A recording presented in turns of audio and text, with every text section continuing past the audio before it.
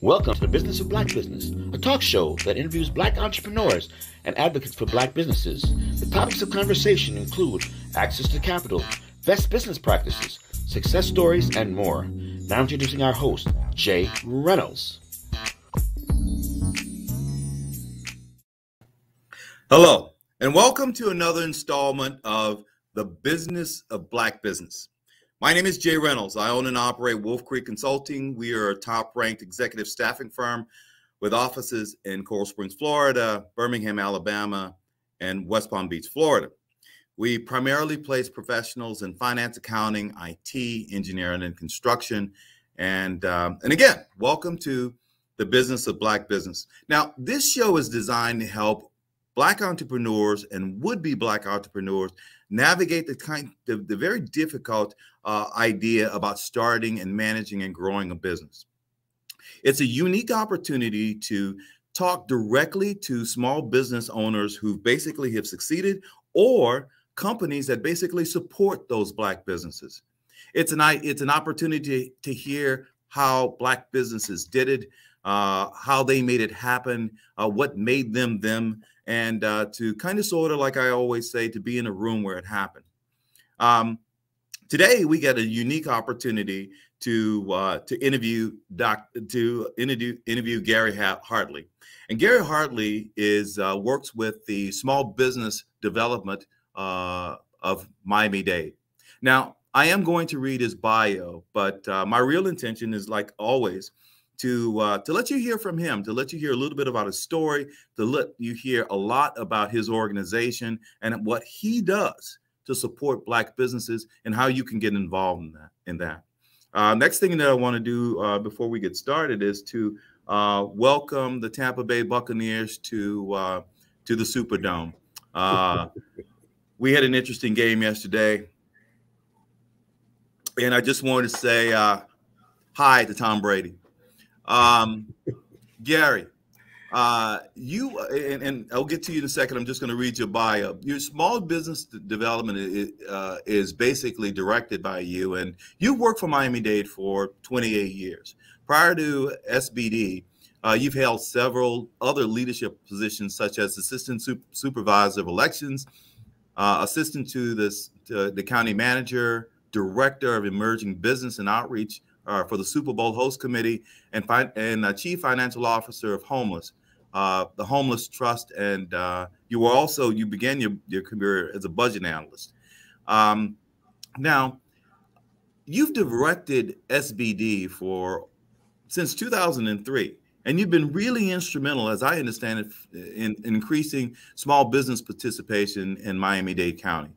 Now, what I would really like to do is just kind of hear from you. Why don't you talk a little bit about yourself first, Gary? Why don't you tell us who you are and what makes you you, where you came from, where you went to school, that kind of thing.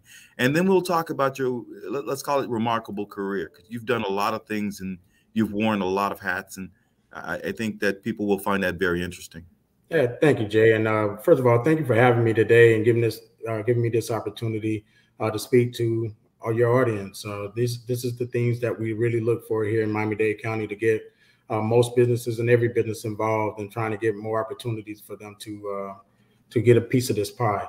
I'm born and bred right here in Miami-Dade County. I went to Miami Northwestern High School. I graduated, came back to Miami-Dade County to make an impression on my community, to help it grow, to help it evolve, to bring it to a level where we are very successful right now. These past 28 years that I've been working for Miami-Dade County has opened my eyes in different areas in a way, but it all lies back into the passion that you got to have in order to fulfill your destiny and to bring about success. Right. So you'll never fulfill your destiny if you do something you despise. And I live my life by that, because helping businesses to create themselves and helping businesses to grow and create different opportunities for them is my passion, is where I lie at. So being here and being born and bred in Miami-Dade and wanting to see these things happen and blossom, I couldn't ask for a better gig these past 28 years. I got to tell you, it doesn't get any better than that when you're actually able to love what you do. Right. Somebody says that when you love what you do, you'll never work a day in your life, right? And And again, it goes back to the reason why we're here today. The work that you're doing is very worthwhile work. It's very important, and you touch a lot of lives and a lot of families through the works in your organizations and the departments that you direct. So tell me about that. How did you prepare yourself for this opportunity? How did you prepare yourself? Well, kind of walk us through how that happened to you. Well, you mentioned it. When I first started with the county, I started off as a temporary county employee. I did that for 3 years. I learned a lot of things working for what then was DDFM, the Department of Facilities Management. And they gave me a clear outlook of what the county needed, knowing about what facilities the county owned, how we operated. I grew that into becoming a part of the budget office, which is everybody got to know where the money is going. If you don't know where the money is going, you don't know where the opportunities lies. Gotcha. So the Miami-Dade County has a $9.5 billion budget. We spend about $2.5 to $3 billion of that in construction, architect, engineering, and goods and services.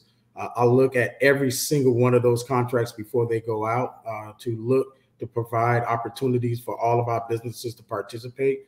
We have about 2,000 certified businesses with us at this point in construction, A&E, and goods and services, but that's not enough. Miami-Dade County has approximately 15,000 small businesses that fits the criteria of what it takes to become certified with Miami-Dade County. And so I only have 2,000 of them. I really want to have more.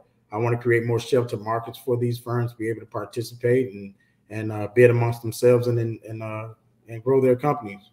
So that's my aim. That's my goal. That's a pretty lofty goal. That's a pretty substantial vision that you have there. Now, tell me, I think I do understand your role based on the way you just laid it out. But tell us exactly what your responsibilities are within that role. Tell us exactly what you do as a director of small businesses in Miami-Dade, because you walk through it. Yeah. But tell us what you do. So Miami-Dade, what we do in small business development in Miami-Dade County, we hold different hats. First and foremost, as I mentioned, we look at every single project, and then we sit down and we create these opportunities. We call measures or goals. So those measures would be 100% sheltered market for firms. If we have two or more firms that could perform a commercial useful function, we can actually allow these firms to be able to bid amongst themselves for these projects based upon the scope of work that is needed in any of these areas. So Miami-Dade County has what is called a mandate of 10% of all dollars need to be spent with small businesses. We view that as the floor, not the ceiling. We've been very successful in getting our firms 300. Last year alone, we got them about $321 million of that $2.5 billion that was spent. So we're looking to grow that from 15% to 20%. So it's my goal to get about 20% of those dollars of that $2.5 billion to these firms and be able to participate. But the only way we can do that is by getting firms like yourself and others to work in these different areas. So we have a certain criteria that is in place, but we look for these firms. Their 3-year average gross receipt of their firms cannot exceed, and services cannot exceed $5 million. If their architect and engineer cannot exceed 4.5 to 6 million respectively. And then if they're in construction, they cannot exceed 10 million. If you're a general contractor, if you're an electrician, plumber, or you have a trade, it cannot exceed 5 million. And so we look to create out of those markets, we try to create different things. It doesn't matter if it's a construction project, if it's an A&E project, if it's a marketing project, looking for lawyers, looking for anything. We review each and every one of those to ensure on the back side. And I want to talk about that a little. I don't mean to interrupt you, but I want to talk about that a little bit, only because we talked about it a little bit backstage.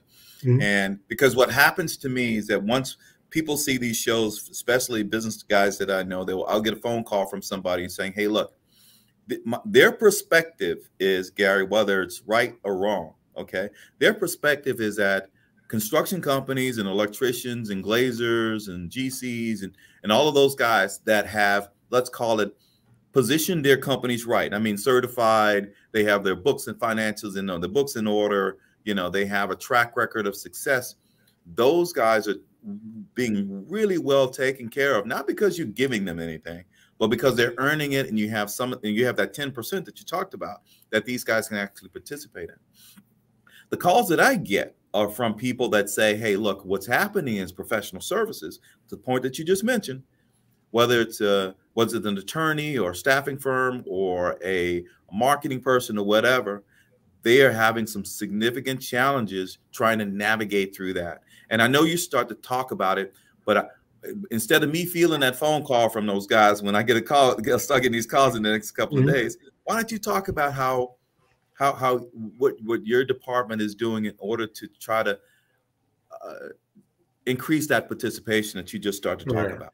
So I have 5 different sections that falls up under my division when it comes to small business development. So what we look at is our business outreach and education component.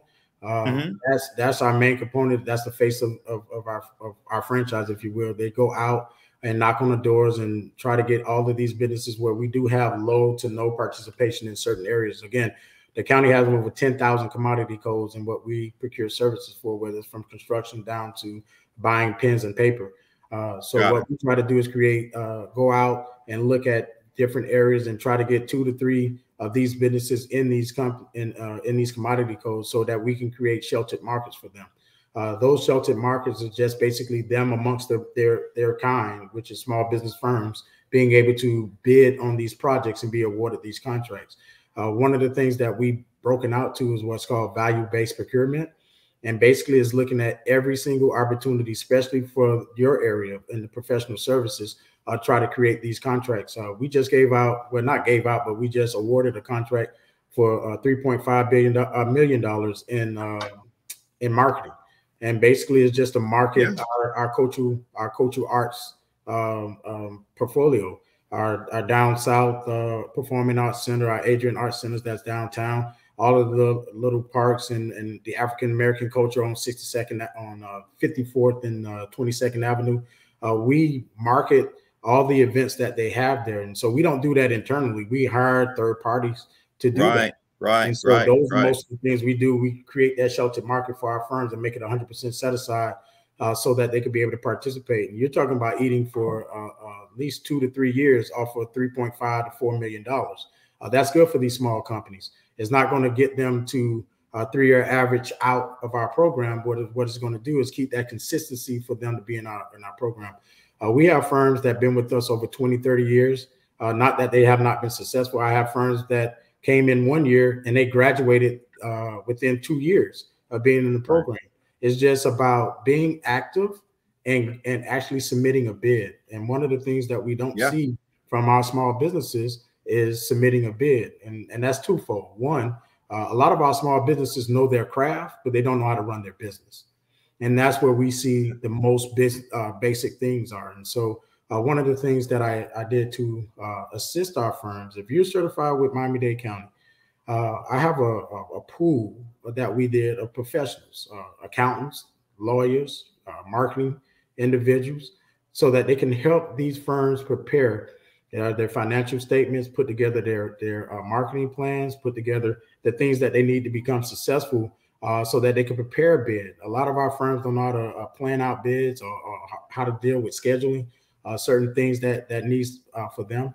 And then we partner with people like Career Source South Florida, Mr. Rick Beasley, a good friend of mine, fraternity brothers of mine. We look to see if we can make opportunities available, giving up firms, small firms, 75% of their payroll for these individuals while they're being trained for a 3-month period.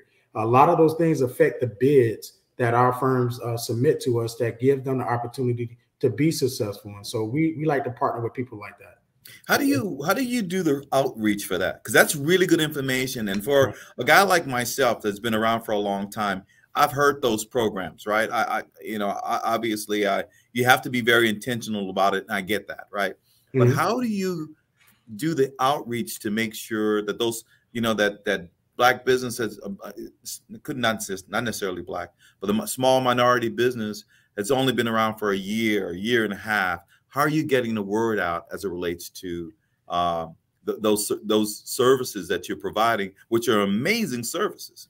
Well, one of the things I think that's really different is this pandemic has taught us a lot of things. I am old school. I'm a touchy feely person. I like to see you and deal with you and do things with you. But it has caused us to be able to branch out. Zoom has helped a lot. But we have what is called our business management workforce system, which is a part of how we are. Everything is online now. Everything is to get these firms certified and registered for our outreach events that we have. And we prepare monthly outreach meetings with the airport, seaport area. We also do things within the community with different chambers. We work with our county commissioners. We have 13 commission districts where we reach out with them and hold things within their areas for small businesses in these districts. And also, I'll be remiss to not talk about our mayor. Mayor Levine Carver is one of the most proactive mayors that I have in my 28-year career in Miami-Dade County. She's very active, very supportive of our small businesses. She's created so many opportunities of holding us accountable for making these opportunities available for our firms. And so whether it's ensuring that they get a piece of the pie, ensuring that their employees are paid a responsible wage or a living wage, we ensure all of those things happen within small business development. That was the backside I was talking about, our compliancy part. And our compliancy ensure that every goal and measure we place on a project, even every workforce measure we place on a project, we ensure that this is happening. It's not aspirational. These are mandatory goals. And so we look to make sure that they're meeting those goals. And if they're not, they're fined. And we held them accountable until the next time they're awarded a contract. Absolutely. Got to have teeth. You have to have, there've got to be repercussions, right? If in fact they get a contract, because we, quite frankly, in years past, you see that where, small companies are listed as a prime, they get the contract. And when they start to execute the contract, it's like, we decided we're gonna give it to Joe Blow, right? Exactly. Uncle Joe Blow, actually. Exactly. Exactly. But it's pretty refreshing to hear that, hey, look, you guys have you're making these mandates felt, and you're doing it in such a way that you're kind of reaching back and making sure that there's some repercussions if in fact they're not keeping it. Hey, look, you wear a lot of hats. I'm gonna go over that in a second. You have a big umbrella, right? Yeah. And I want to let people know some of the departments that you're responsible for. And I'm just going to read them because you have a fairly significant preview. I mean, the first thing is that the administration for Miami-Dade County enterprise wage and workforce programs. Sure. The county's anti-discrimination ordinance, the prompt payment ordinance, which is always near and dear to my heart. Where's the money? Send me the money, right? Right. The Equitable distribution program and miscellaneous construction contract programs as mandated by the city code. You have a fairly large umbrella that you operate underneath. Right. Our miscellaneous construction program is our 70-40-73-60 program. Our 70-40 program is basically 100% set aside for all the construction firms that we have in our portfolio. We have about 800 of those firms. This year alone, we got them about $85 million off the projects that we run within the miscellaneous construction program. We can spend up to $5 million on each project.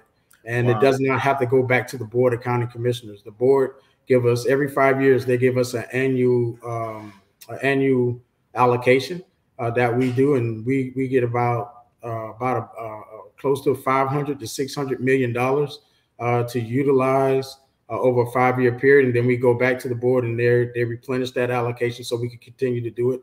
Those projects the county has over 25 different departments.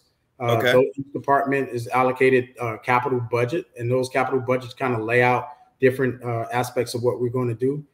Plus, within that, you have proprietary departments like the airport, the seaport, water and sewer. Those respective departments are issued bonds recently, 4 billion, 5 billion, 3 billion respectively. And they're utilizing those dollars to better our infrastructure. Those projects have to come to me, to Small Business Development. And that's where we find those opportunities for those small businesses to participate. Our Equitable Distribution Program is a wonderful program where we look at for architects and engineers to specifically give them the tools that they need to work on our projects. These construction projects we just mentioned, right, of 4 billion, 3 billion, you have to have some architecture and engineering going on in those part of those projects. And so we specialize in creating a pool of firms where we do a rotation that allows each firm to get a piece of the pie, if you will. If they can perform that commercial useful function, you can have those different opportunities. As you can imagine, we do everything from doing surveillance, from actual drawing that needs to be done underground, or horizontal work. It's all about what we need to do and how we do it, with vertical construction or horizontal construction. Either way, we're building and we're creating opportunities. And so all of those things are encompassed into the workforce program that you talked about. Our responsible wages when it comes to construction projects, and our living wages when it comes to our service projects. We want to ensure that everybody in Miami-Dade County is a part of that success. In order to get that success going, we have to pay them promptly. One of the worst things that you can hear about Miami-Dade County or any government is that, once you get a county contract, boy, you better hold on. You better have some. Cash flow is king, baby. Cash flow is king. And if you don't, it is. And we recognize that. Waiting for 120 days to get paid on a project that you have. That's that's certainly it puts a lot of pressure on cash flow. It does, and we recognize that. And so what we did is, Small Business Development has a revolving loan program for about a $4 million revolving loan program, which I cut in half. We know that a lot of our firms have factoring issues. And so if you have a Miami-Dade County contract and you're on a contract, and sometimes our firms cannot get started.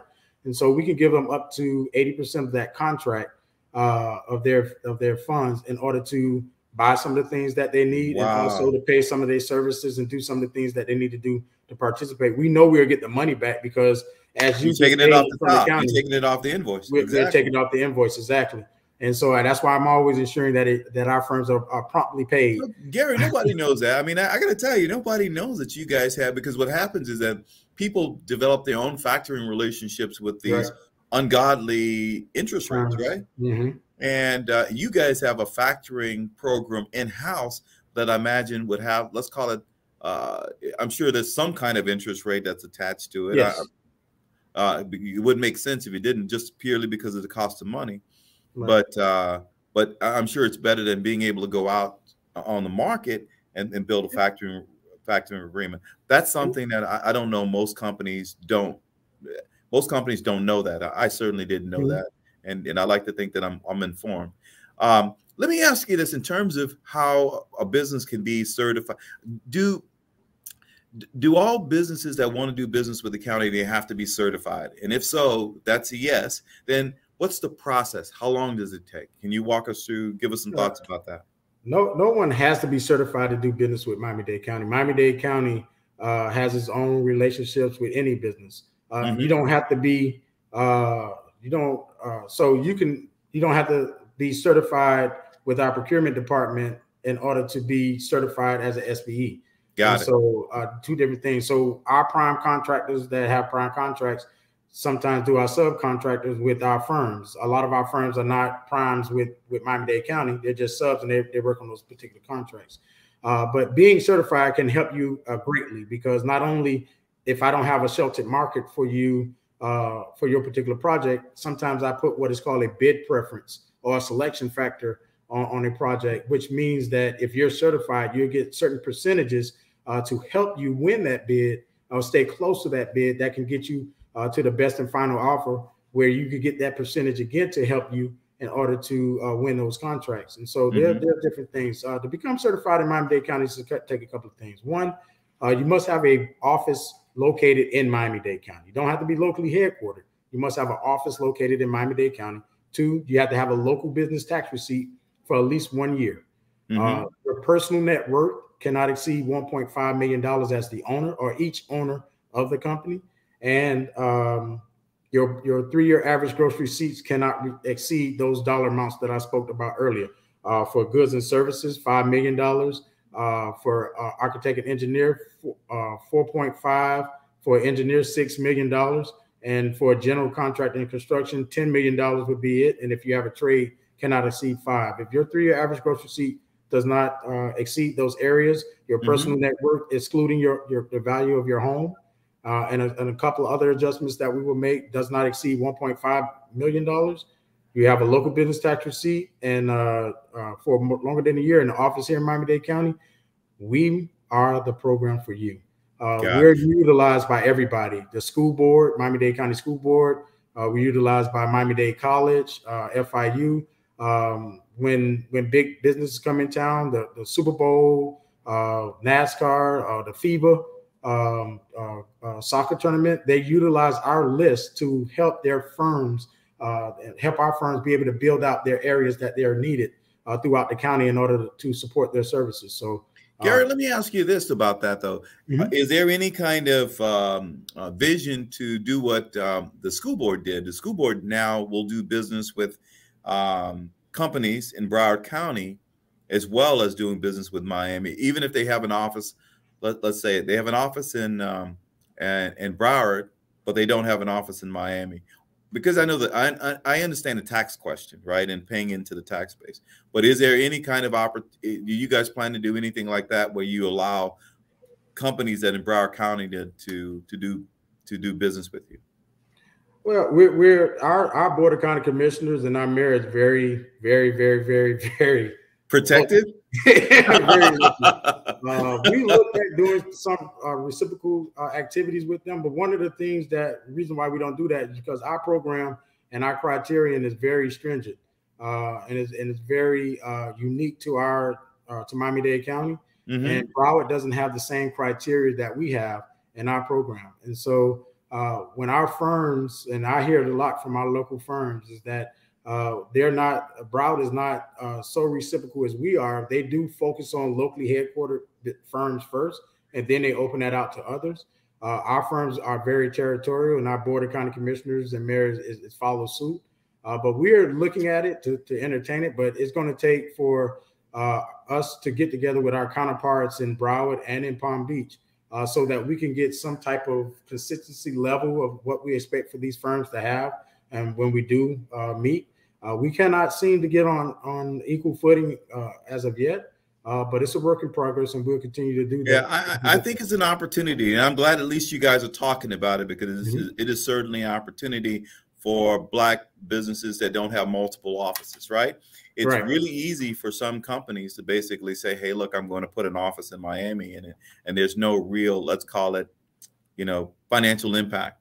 But when you hang on to that office in order to do business. But I think that I'm glad at least that you guys are having that conversation. I want to ask you just a couple of questions about the yearly dollar spend. You mentioned that to me later. What are some of the annual dollar spends that you guys have right now that are slated to small business or minority-owned businesses? Can you?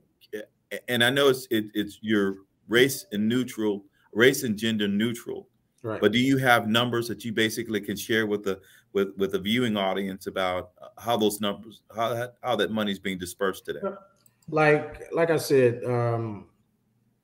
the breaking it out by minority or by ethnicity or gender, we do have those type of things, but we don't like to discuss how it is, because unfortunately back in 1985 we were sued because we did have a Black-owned business program and a women-owned business program that was quite successful, and we were sued, and we're currently going through our disparity study right now so that we can try to re-engage into that program. Okay. So we have to go back to court and get that injunction lifted before we can start awarding contracts that way. But for as far as it goes for us, every single contract, I don't care what it is, every single contract has to come through us. For example, FTX Arena, that formerly known as American Airlines Arena, the Hard Rock Stadium, the renovations and things that was done at the stadium itself, also with the Dolphins' new practice facility in Miami Gardens next to the Hard Rock Stadium. All of those ancillary contracts as well come through us because these are county-owned facilities, and or the county put dollars into those facilities in order to help them build and renovate. And so if it does that, all of those contracts come through us as well and place these measures on it as well. So, but like I said, we did about $321 million last year working with our firms and getting them awarded contract. That would break out to a number of them if we did do Black-owned and women-owned businesses. But I would say this, I'm always looking to assist Black-owned businesses. I know this show is about the business of Black business, and yes, sir. What's important about that. Say it. And what's important about that? I'm trying not to step on your professional toes, though. Right. I'm trying to, because I know that the mandates about being race and neutral, neutral. Race and gender neutral. So I'm trying not to step on your toes, but this is the show about the business of Black businesses. Right. Right. And we hold them dear to our heart. And we create opportunities for them. I would love for them to get certified in our program so that they can be a part of the success in these different areas where we can carve out opportunities that gives them an opportunity to participate. And again, we're looking at anything we got legislation going, and it should be approved by our board in December, that any contract $250,000 or less, I only need 2 firms to be certified with me and perform that commercial use function. So we can make it a set aside for our firms. And so that's like if Black businesses get into our program. I told you before, I got 2,000 firms.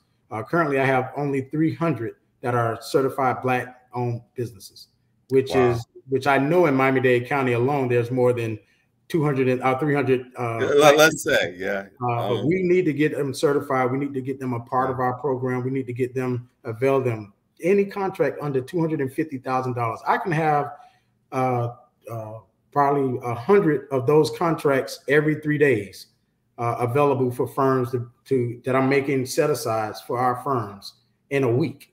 So in 1 week, we probably can go out with 1,500 contracts under that value of $250,000 to give opportunities for these firms. And that's where the money lies. The money doesn't really lie at the $2 million, $3 million project that goes on for 3 years. It doesn't. It lies at those contracts, 250 or less, and it gives they turn over so much. Exactly, and it's so quick. Those smaller contracts are the ones that basically pay the bills and allows a company to launch into larger projects and maybe one day, basically grow out of the program. That's really what you want to do. Sustain and grow out of the program. Exactly. We graduated about 50 businesses a month. This has been so let's call it insightful. I really appreciate it. I actually learned a bunch myself. And I really appreciate your time. But I want to ask you one last question. Sure. I'm just going to hang on to you for a little longer, but purely because of the fact that you're giving this wealth of information. Leave us with 3, let's call it success points or points of light. 3 things that you would tell a business out there that's looking to grow, manage, and do business with the county. Mm-hmm. Give me three points of light that these guys can actually use. Kind of a secret sauce. Three points of light of some secret sauce. It's simple. I think it's simple, but it's the hardest thing to do. First of all, learn how to operate your business. Learn how to operate your business. And in doing that, you're going to understand your staffing needs. You're going to understand how to create and fulfill your obligations on your contract. So that's the first thing. Learn your business. The second thing is hire someone who can understand today's technology. Okay. We send out contracts through the internet. We send out contracts through what is called BidSync. We send out contracts through email. I personally, my staff personally calls up every single business that we have that fits in that particular category to make them aware of the opportunity that's going to be available within weeks. So let me make sure I understood this. Your staff, whenever there is a bid sync, a potential bid sync kind of bid coming up, right? Your staff calls the pool of people that operate within that. So just say, hey, look, there's this bid sync thing coming. For example, I told you, we see every single contract before it's awarded. So we know when those contract comes out. One of the things that I made as a mandate when I became the director there is that we contact our firms in these areas that we review to advise them that these opportunities are coming out. Wow, sometimes that's bid huge. is missed, and it's in your spam, or is in this, or you don't get to it till 5 o'clock or 8 o'clock, 9 o'clock, because you're a small business and that's what you're earning. And so knowing how to run your business, staffing the right way is two different things. And then thirdly, bid on contracts. One of the things, can't win it if you're not in it, right? Exactly, Jay. And let me tell you something that we do for our firms as well, that bid on those contracts. We have a debriefing of those bids. So if you didn't win, we'll go over the winning bid and we'll go over your bid and show you where the next time these opportunities come available, where you can be successful. We take pride in that. Our business outreach and education sits with our firms. Our compliancy section goes out and speak with the firms on job sites and at the job sites, because I don't want to find these firms. I want them to be success. I want them to do great things, whether they're certified or not. We look at every single compliancy of every single project to do that.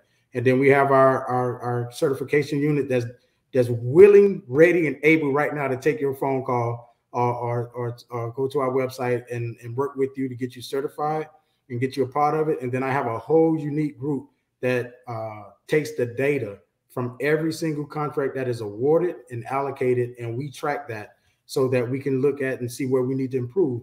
And we hold every single county department solely responsible in making sure that they're utilizing these small businesses so we can exceed that 10% floor that we talked about when spending county dollars. And so we take it very seriously.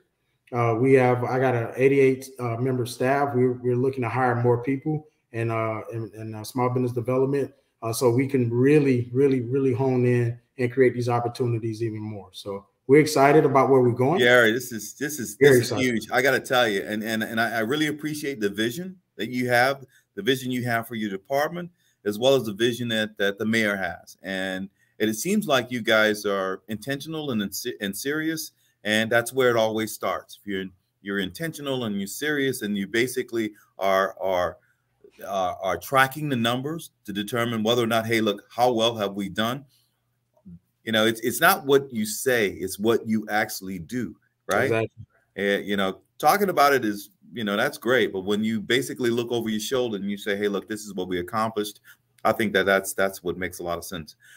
Hang on 1 second. I need to pay the bills. I need to kind of talk about the sponsors a little bit. And I want to come back to you in just 1 second. But I do want to thank the sponsors for all that they do to make this possible. Of course. Okay. First of all, I want to thank Legacy Magazine for making this important. Their brainchild. Very thankful that they chose me.